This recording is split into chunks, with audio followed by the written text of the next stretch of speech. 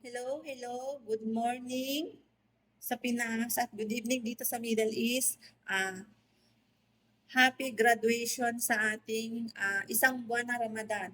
Ako first time ko, 6 months pa lang ako dito pero naranasan ko na kung gaano kahirap ang pagiging isang katulong at isang kadama at isang alipin kung tawagin nila. Pero ako hindi naman masasabi talagang alipin kasi talagang slight lang talaga yung trabaho, nakakapahinga, pero minsan talagang patay talaga sa puyat, inaabot ng 36 hours na hindi ka pa nakakatulog kasi sa dami ng trabaho, lalo na kung may party yung pamilya ng amo mo, talagang pagtitiisan mo yung puyat. Pero shout out muna sa mga OFW, kamusta kayo? Sana nasa mabuti kayong kalagayan. Pasubscribe po ng aking channel, Abigail Mosquida Domingo po. At kung ano man po yung mapapakinggan nyo about sa mga details ng para magkaroon kayo ng isang aral. Kung gusto mo talaga mag-abroad, kailangan malakas ang loob mo at kailangan pag-isipan ng ilang beses at kailangan matatag ka sa mga anumang bagay na maririnig mo at kailangan pangunawa at mahabang pasensya kung isa ka man mag-abroad at makakarating ka dito. Kailangan mo lang manampalataya sa taas at malakas ang loob mo at kailangan mong tiwala sa sarili mo.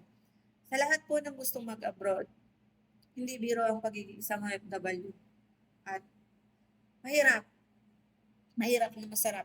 Kasi alam niyo bakit? Masasabi kong mahirap, unlimited ang trabaho. Pero masarap kapag sumasahod ka na. Pero mas masarap kung pinapakisamahan ka ng employer at pinapakibagayan ka ng mabuti. Pero sasabihin ko sa inyo, hindi po pare-parehas ang nagiging employer natin kasi meron talagang masasamang ugali. Pero mabuti naman, may tinuturing na anak, tinuturing na kapatid. Kaya nga sabi ko sa inyo, hindi pare-parehas. Kaya nga yung iba nagpapasalamat kasi nakatagpo sila ng mabuting amo. Yung iba naman hindi sila nagpapasalamat kasi nakatagpo sila ng masamang ugali ng amo. Dito po kasi sa Middle East, ito po yung pinakamahirap na country. Kasi ito yung Middle East na puro Muslim. Meron silang tinatawag na haram, bawal sa lahat ng mga pinagbabawal kailangan mong sundin. Kailangan mo yun sundin kasi bago ka umalis, pinag-aralan mo yan sa OWA, kaya dapat isir ulo mo at kailangan mo na talagang pagtiisan mo kung ilang taon ka dito at kailangan mong ligawan yung amo mo, babae. Kasi alam mo bakit? Para magkasundo kayo sa lahat ng bagay. Kasi ako, una pa lang ako is ah, assalamualaikum po sa lahat ng mga Muslim at sa mga nakakaintindi sa mga nanonood. Kasi yung mga Muslim po kasi, ano lang yan, yung kumbaga minsan galit silang magsalita, malakas silang magsalita, parang galit sila, nag-uusap lang sila pero kala mo nag-aaway sila pero hindi sila nag-aaway, kumbaga nagpapaliwanagan lang sila kung ano yung dapat nilang sabihin sa isa't isa. Hindi po sila nag-aaway. Dati-dati sa unang buwan ko, pangalawang buwan ko, hindi po talaga ako nakakatulog kasi ang iniisip ko para silang nag-aaway. Pero nasanay na rin ako na inintindi ko lahat ng mga sinasabi nila. Alam niyo po, hindi talaga ako marunong mag-English, hindi ako marunong magsalita ng Arabic. Dito lang ako natuto. Sabi nga nila, walang imposible kung isasaulo mo lahat ng salita, kahit anong lingwahe pa yan. Kaya ang kailangan mo dito talagang lagi kang manalig, lagi kang manampalataya para sa sarili mo, na kayanin mo. Kasi karamihan na nag-abroad talaga, dalawang klase po ang pinapatunguhan at hindi pinapatunguhan. Isang hindi nagtatagumpay, isang nagtatagumpay. Uuwi ka na bangkay or masisiraan ka ng ulo, pero malakas ang loob mo, kaya mong labanan ang homesick at lungkot para sa pamilya mo. Kung mag-abroad ka, handa ka bang mawala ng asawa? Handa ka bang mawatak ang pamilya mo? Handa bang lumayo ang loob ng anak mo sa'yo?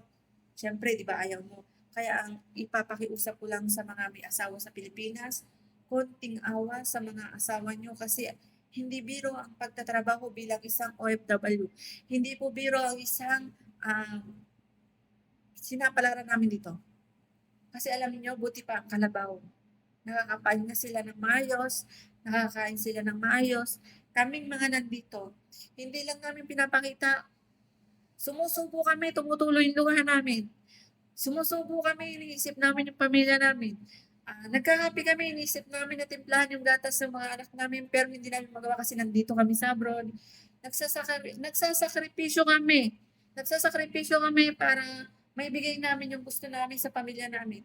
Hindi ko 'tong ginawang video na 'to is para takutin yung mga tao na hindi makapag-abroad. Kung malakas ang loob mo at gusto mong mag-abroad para sa pangarap mo, ituloy mo lang 'yan kabayan, kapatid, ka-classmate, kasi walang imposible kung, malakas ang pananalig mo sa taas. Kasi ako, pangarap kong mag-abroad talaga, bata pa lang ako, 18 pa lang ako, nag-a-apply na talaga ako kahit na Merde-edad pa lang ako, yung kumbaga mababa pa lang edad ko, pero pinigilan ako ng tatay ko na wag akong mag-a-abroad kasi mahirap ang mag-abroad kasi maraming namamatay, maraming nagagahasa, matindi yung mga pisikal na inaabot sa kanilang amo. Pero ang ipapa-ano ko lang sa inyo, ang masasabi ko lang po sa inyo at ibibigay ko sa inyo na payo, laging magtiwala sa taas at magtiwala sa sarili. Kailangan mong maging matapang, huwag kang duwag. Huwag kang duwag na magpapapi sa amo mo. Kasi hindi tayo pumunta dito para magpakatanga, magpakabobo, yung parang hindi natin masabi yung mga sinasabi natin na hindi maganda. Kailangan natin maging matalino. Kung hindi ka man nakakapagsalita, may Google ka, i-translate mo kung ano yung sinasabi niya. Kung hindi ka marunong mag-English, i-translate mo sa Google. Lahat halongkatin mo para matuto ka kung ano yung mga lengguwahe na dapat nilang intindihin. Ganun lang yung ginagawa ko. Kaya hindi ko masasabi, hindi lahat na nag-abroad matalino. Marami kong in-applyan na agency, hindi ako tinanggap.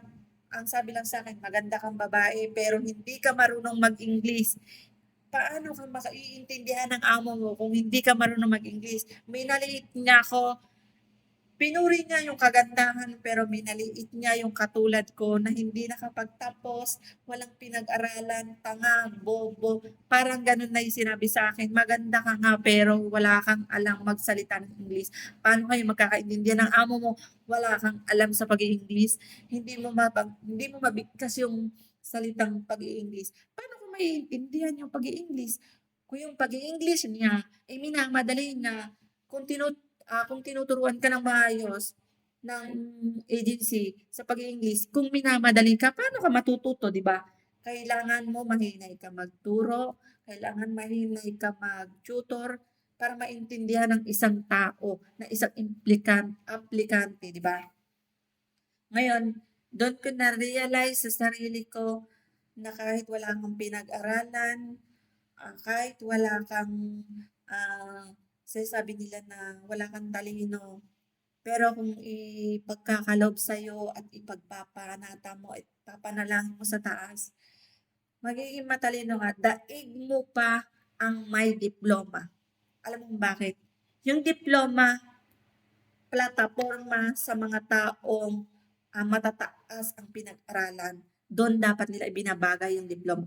Pero yung madiskarte, wala kang pinag-aralan. Pero kung madiskarte ka at mautak ka, daig mo pa yung mataas ang pinag-aralan. Alam mo bakit ko nasabi yan? Maraming maliit sa akin na dapat nakapag-aral ka. Alam mo kung bakit dapat ako nakapag-aral? Para marunong ako mag-English. Oo, hindi ako marunong mag-English. Pero ngayon, debate ako sa pagsasalita ng English na marunong ako. Hindi ko pinagyayabang.